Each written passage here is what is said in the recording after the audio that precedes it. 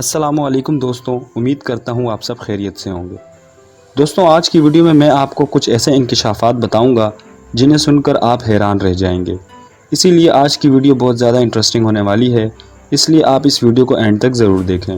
تو چلیے چلتے ہیں اپنی ویڈیو کی طرف، لیٹس سٹارٹ۔ اگر آپ نے ہمارا چینل ابھی تک سبسکرائب نہیں کیا تو پلیز ہمارے چینل کو سبسکرائب کر لیں اور ساتھ میں بیل آئیکن رنگ کو بھی پریس کر لیں۔ دوستوں، اگر میں آپ کو کہوں کہ آپ کی جیب میں سونے کی کان ہے تو کیا آپ یقین کریں گے؟ ناممکن ہے کہ آپ اس بات کا یقین کریں، مگر یہ دراصل 100% سچ بات ہے۔ دوستوں، صرف موبائل فون ہی نہیں بلکہ تمام ایسی الیکٹرانکس آلات میں سونے اور چاندی کی مقدار کافی زیادہ ہوتی ہے۔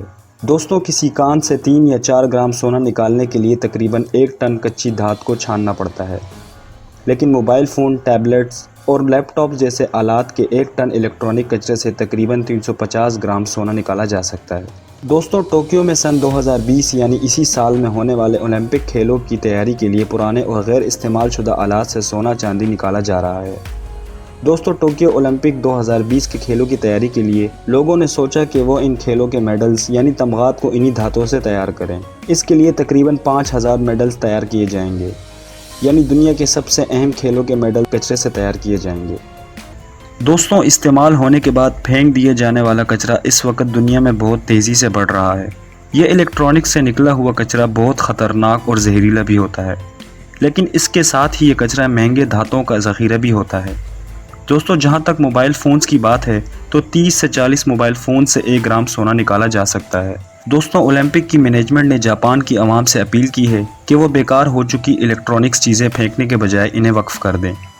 دوستوں، یہ پروجیکٹ گزشتہ برس اپریل میں شروع ہوا تھا۔ اب تک موصول ہونے والے کچرے سے 16.5 کلو سونا اور 1800 کلو چاندی نکالی جا چکی ہے۔ اس زبردست پروجیکٹ کی وجہ سے دنیا میں ہر روز بڑھنے والے الیکٹرانکس سے نکالے جانے والے کچرے سے نمٹنے کا طریقہ بھی مل گیا ہے۔ دوستوں، یونائٹڈ نیشنز کا اعداد و شمار بتاتے ہیں کہ سن 2016 تک دنیا نے تقریباً 4.5 کروڑ کچرا پیدا کیا تھا، اور یہ کچرا ہر برس تقریباً 3 سے 4% بڑھ رہا ہے۔